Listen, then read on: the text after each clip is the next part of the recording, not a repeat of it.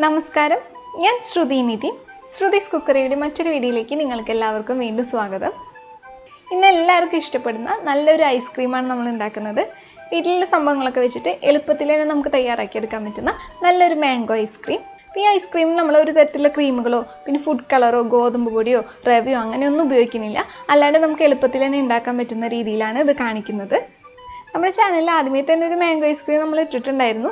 അപ്പോൾ അത് ഇപ്പോഴും ഉണ്ടാക്കി നോക്കിയിട്ടും പിന്നെ കണ്ടിട്ടൊക്കെ ഒരുപാട് നല്ല കമൻറ്റ്സ് നമുക്ക് ലഭിക്കുന്നുണ്ട്. അപ്പോൾ അതിൽ നമ്മൾ കുറച്ച് മിൽക്ക് മെയ്ഡൊക്കെ ഉപയോഗിച്ചിട്ടാണ് ഐസ്ക്രീം ഉണ്ടാക്കിയിരിക്കുന്നത്. അപ്പോൾ അതുകൊണ്ട് തന്നെ പലരും ചോദിക്കാറുണ്ട് മിൽക്ക് മെയ്ഡ് ഇല്ലാതെ ഉണ്ടാക്കാൻ പറ്റുമോ അങ്ങനെയൊക്കെ. അപ്പോൾ അവർക്കും കൂടി വേണ്ടിയിട്ടാണ് ഇന്നത്തെ ഈ ഐസ്ക്രീം. ഇത് മിൽക്ക് മെയ്ഡ് ഒന്നും ഇല്ലാണ്ടാണ് നമ്മൾ ഉണ്ടാക്കുന്നത്. അപ്പോൾ നമുക്ക് ഈ ഐസ്ക്രീം എങ്ങനെ ഉണ്ടാക്കാൻ നോക്കാം. നോക്കണേറ്റ് മുന്നേ നിങ്ങൾ ആദ്യമായിട്ടാണ് ഈ ചാനൽ കാണുന്നത് വെച്ചാൽ വീഡിയോ ഒക്കെ കണ്ടിട്ട് നിങ്ങൾക്ക് ഇഷ്ടപ്പെടുകയാണെങ്കിൽ വീഡിയോ കണ്ടു കഴിഞ്ഞിട്ട് മുന്നേ തന്നെ നിങ്ങളൊന്ന് സബ്സ്ക്രൈബ് ചെയ്യാനും കൂടി മറക്കല്ലേട്ടാ. അപ്പോൾ ഈ ഐസ്ക്രീം ഉണ്ടാക്കാനായിട്ട് ഞാനിവിടെ മാങ്ങ ഇതുപോലെ ചെറിയ കഷ്ണങ്ങളാക്കിയിട്ട് എടുത്തു വെച്ചിട്ടുണ്ട്. അപ്പോൾ ഇത് അളവ് പറയാനാണെങ്കിൽ കഷ്ണങ്ങളാക്കിയതിന് ശേഷം 1 കപ്പാണുള്ളത്. അപ്പോൾ ഇനി മാങ്ങ കഷ്ണങ്ങളൊക്കെ ഫ്രീസറിൽ വെച്ചിട്ട് നല്ല കട്ടയാക്കി എടുക്കണം.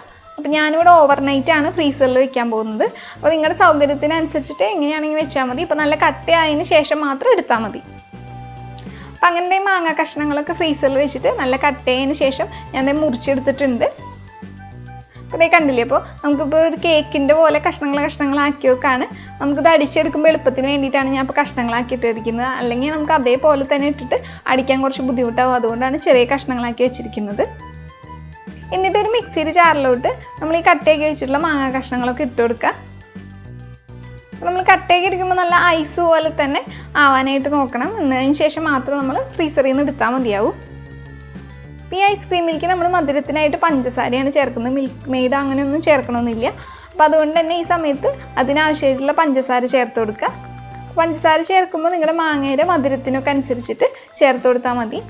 ഇവിടെ എനിക്ക് കിട്ടിയിട്ടുണ്ടായിരുന്ന മാങ്ങ അത്രയ്ക്ക് അങ്ങോട്ട് മധുരമുള്ളതായിരുന്നില്ല. അതുകൊണ്ട് ഞാനൊരു 1/4 കപ്പും പിന്നെ ഒരു 2 ടേബിൾ സ്പൂണും കൂടി പഞ്ചസാര ചേർത്ത് കൊടുക്കുന്നുണ്ട്. പഞ്ചസാരയൊക്കെ നിങ്ങൾക്ക് പിന്നീടായാലും നോക്കിയിട്ട് വേണമെങ്കിൽ ചേർത്ത് കൊടുക്കാം. എന്നിട്ട് പാലിൽ നിന്ന് എടുത്തിട്ടുള്ള കുറച്ച് ക്രീമും കൂടി നമുക്കിതിലോട്ട് ചേർത്ത് കൊടുക്കാം. അപ്പോൾ അങ്ങനെ പാലിൽ നിന്ന് എടുത്തിട്ടുള്ള ഒരു 1/4 കപ്പ് ക്രീമാണ് ഇപ്പോൾ ഞാൻ ചേർത്ത് കൊടുക്കുന്നത്. അപ്പോൾ 1/4 കപ്പ് മുതൽ നിങ്ങൾക്ക് 1/2 കപ്പ് വരെ ചേർത്ത് കൊടുക്കാം. അപ്പോൾ ഇത് നമ്മൾ ചേർക്കുന്നത് ഐസ്ക്രീം ഒന്ന് ക്രീമി ആവാൻ വേണ്ടിയിട്ടാണ്. അപ്പോൾ അതുകൊണ്ട് തന്നെ നിങ്ങളൊരു 1/4 കപ്പ് എന്തായാലും ചേർക്കണം. അപ്പോൾ ഇത് നമുക്ക് വീട്ടിൽ വാങ്ങണ പാലിൽ തന്നെ ഒന്ന് എടുത്ത് വയ്ക്കാവുന്നേ ഉള്ളൂ. അപ്പോൾ അതിനായിട്ട് നമ്മൾ അധികം മെനക്കെടൊന്നും വേണ്ട. നമ്മൾ വീട്ടിൽ വാങ്ങണ പാല് നന്നായിട്ടൊന്ന് തിളപ്പിച്ചെടുക്കുക. നന്നായിട്ട് തിളച്ചതിന് ശേഷം ഫ്ലെയിം ലോയിലേക്ക് ആക്കിയിട്ട് കുറച്ച് നേരം ഒന്ന് നന്നായിട്ടൊന്ന് തിളപ്പിക്കുക. വറ്റിച്ചെടുക്കൊന്നും വേണ്ട, കുറച്ച് നേരം നന്നായിട്ട് തിളപ്പിച്ചെടുക്കുക. അപ്പം അങ്ങനെ ലോ ഫ്ലെയിമിൽ വെച്ചിട്ട് ഇത് കുറച്ച് നേരം കൂടി നന്നായിട്ടൊന്ന് തിളപ്പിച്ചതിന് ശേഷം ഫ്ലെയിം ഓഫാക്കി കൊടുക്കുക. അപ്പോൾ അതിനുശേഷം ഇത് മൂടി വെച്ചിട്ട് തണുക്കാനായിട്ടൊന്ന് മാറ്റി വയ്ക്കുക. അപ്പോൾ ഒന്ന് നന്നായിട്ട് തണുത്ത ശേഷം നമ്മൾ തുറന്ന് നോക്കുമ്പോൾ മുകളിൽ ഇങ്ങനെ മഞ്ഞ കളറിൽ നല്ല പാടങ്ങനെ തെളിഞ്ഞിരിക്കുന്നത് കാണാം. അപ്പോൾ ഇതാണ് നമ്മളൊന്ന് മാറ്റി വയ്ക്കേണ്ടത്. അപ്പോൾ ഇതെടുത്ത് വെച്ച് കഴിഞ്ഞാൽ നമുക്ക് ഇതിൽ നിന്ന് വിപ്പിംഗ് ക്രീമൊക്കെ ഉണ്ടാക്കിയെടുക്കാൻ പറ്റും. അപ്പോൾ ഇങ്ങനെ കാണുന്നത് നമ്മൾ ഒരു ഫോർക്ക് വെച്ചിട്ടോ അല്ലെങ്കിൽ ഒരു സ്പൂൺ വെച്ചിട്ടോ അല്ലെങ്കിൽ ഒരു അരിപ്പയെ കൂടെ അടിച്ചെടുത്താലും മതി. അപ്പോൾ ഇതാണ് നമ്മൾ ഈ ഐസ്ക്രീമിൽ ചേർക്കുന്നത്. അപ്പോൾ നിങ്ങൾ കുറച്ച് പാല് വാങ്ങുന്നത് വെച്ചാൽ കുഴപ്പമൊന്നുമില്ല. അപ്പോൾ എനിക്കിപ്പോൾ ഇത് കിട്ടിയിരിക്കുന്നത് ഒരു ഗ്ലാസ് പാലിൽ നിന്നാണ് ഇത്രയും നമുക്ക് കിട്ടിയിട്ടുള്ളത്. അപ്പോൾ അങ്ങനെയായാലും കുഴപ്പമൊന്നുമില്ല. അപ്പോൾ ഇതുപോലെ നമുക്ക് ഒരു 2 ദിവസം കളക്ട് ചെയ്ത് കഴിഞ്ഞാൽ ഒരു ഗ്ലാസ് പാലിൽ നിന്നായാൽ പോലും ഒരു 1/4 കപ്പ് നമുക്ക് കിട്ടും.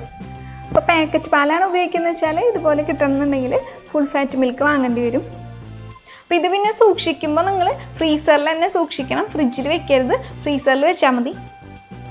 അതല്ലെങ്കിൽ നിങ്ങൾക്ക് ഇതുപോലെ തന്നെ തിളപ്പിച്ചിട്ട് ചൂടാറിയിട്ടുള്ള പാല് ഒന്ന് ഫ്രിഡ്ജിൽ വെച്ചിട്ട് ഒന്ന് തണുപ്പിച്ചെടുത്ത ശേഷം നിങ്ങൾ എടുക്കുകയാണെങ്കിൽ ഇതിനേക്കാളും കൂടുതൽ ക്രീം മുകളിൽ തെളിഞ്ഞിരിക്കുന്നത് കാണാം. അപ്പം അങ്ങനെ എടുക്കുകയാണെങ്കിൽ ഇപ്പോൾ ഇത് അങ്ങനെ എടുത്തിട്ടുള്ള പാലാണ്.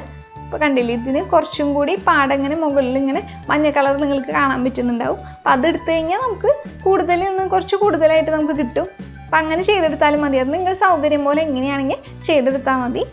നമ്മൾ വീട്ടിൽ വാങ്ങണ പാലിൽ തന്നെ നമുക്ക് എടുക്കാവുന്നേ ഉള്ളൂ. അപ്പോൾ ഞാൻ അങ്ങനെ എടുത്തിട്ടുള്ളതാണ്. അപ്പോൾ പാല് തീരെ കൊള്ളില്ലാത്തതാണെങ്കിൽ ചിലപ്പോൾ ക്രീമിൻ്റെ അളവിൽ വ്യത്യാസം ഉണ്ടാവും കേട്ടോ. അപ്പോൾ എനിക്കിപ്പോൾ എന്തായാലും 2 ദിവസം കൊണ്ട് എന്തായാലും കിട്ടും. ഒരു ഗ്ലാസ് പാലിൽ നിന്ന് ഇങ്ങനെ എടുത്ത് വെച്ചാലും. എന്നിട്ട് ഇതിലോട്ട് ഒരു 1/2 കപ്പ് പാലും കൂടി ഒഴിച്ചു കൊടുക്കുന്നുണ്ട്. അപ്പോൾ ഈ പാല് തിളപ്പിച്ചിട്ട് നന്നായിട്ട് തണുപ്പിച്ചെടുത്ത പാലാണ്.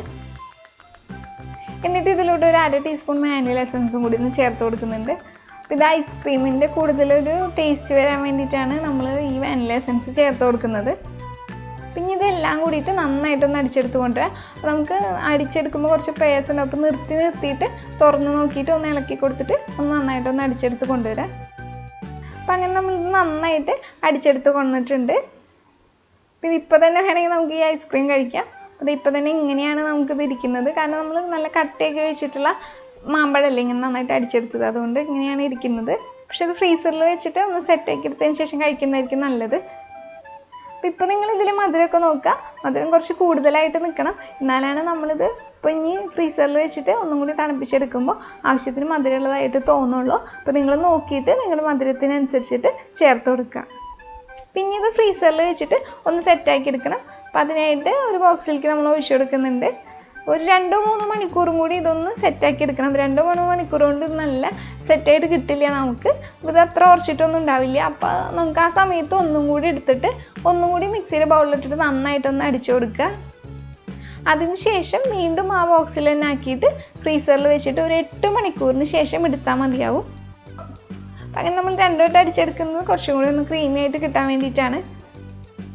നമ്മൾ ഫ്രീസറിൽ 8 മണിക്കൂർ വെക്കണേറ്റ് മുന്നേ ഇത് നന്നായിട്ടൊന്ന് തട്ടി കൊടുക്കാനും, പിന്നെ ഇതിൽ മുകളിൽ ഐസ് വീഴാണ്ടിരിക്കണമെങ്കിൽ നിങ്ങൾ ഇതിൻ്റെ മുകളിൽ എന്തെങ്കിലും ഒരു കവറോ അല്ലെങ്കിൽ അലുമിനിയം ഫോയിലോ അങ്ങനെ വെച്ചിട്ട് കവർ ചെയ്തതിന് ശേഷം നന്നായിട്ട് അടച്ചതിന് ശേഷം നിങ്ങളിത് ഫ്രീസറിൽ വെക്കേണ്ടതായിരിക്കും കേട്ടോ നല്ലത്. അപ്പം ഞാൻ ഓവർനൈറ്റ് വെച്ചിട്ടാണ് ഇത് നല്ല സെറ്റാക്കി എടുത്തത്. അപ്പോൾ സ്കൂപ്പ് ചെയ്യാനായിട്ട് ഒരു 3-4 മിനിറ്റെങ്കിലും നമ്മൾ ഐസ്ക്രീം ബോക്സ് പുറത്തെടുത്ത് വെക്കുന്നതായിരിക്കും. അപ്പോൾ നമുക്ക് സ്കൂപ്പ് ചെയ്യാൻ എളുപ്പമുണ്ടായിരിക്കും. അപ്പോൾ നിങ്ങളുടെ ഫ്രിഡ്ജിനനുസരിച്ചിട്ട് സമയം ചിലപ്പോൾ വ്യത്യാസം ഉണ്ടായിരിക്കും. ചിലപ്പോൾ ഒരു 6-7 മണിക്കൂറൊക്കെ മതിയാവുമായിരിക്കും. അപ്പോൾ നന്നായിട്ട് സ്കൂപ്പ് ചെയ്യാനൊക്കെ നമുക്ക് പറ്റിയിട്ടുണ്ട്.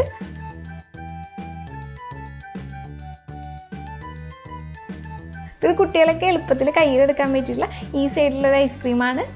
നിങ്ങൾ തീർച്ചയായിട്ടും ഇതൊന്ന് ഉണ്ടാക്കി നോക്കിയിട്ട് നിങ്ങളുടെ അഭിപ്രായങ്ങളൊക്കെ എന്തായാലും അത് അറിയിക്കാനായിട്ട് മറക്കരുത്. അതുപോലെ തന്നെ നിങ്ങൾക്ക് ഈ ഐസ്ക്രീം ഉണ്ടാക്കി നോക്കിയിട്ട് ഇഷ്ടപ്പെടുകയാണെങ്കിൽ വീഡിയോയ്ക്ക് ലൈക്ക് ചെയ്യാനും പിന്നെ അത് മറ്റുള്ളവർക്കായിട്ട് ഷെയർ ചെയ്യാനും മറക്കരുത്. അപ്പോൾ ഇതുപോലെയുള്ള മറ്റു റെസിപ്പികളുമായിട്ട് നമുക്ക് വീണ്ടും കാണാം. അതുവരെ നിങ്ങളെല്ലാവരും നല്ല ഭക്ഷണമൊക്കെ കഴിച്ച് ഹെൽത്തി ആയിട്ട് സന്തോഷമായിട്ട് ഇരിക്കുക. അപ്പോൾ വീണ്ടും കാണുന്നവരെ ബൈ.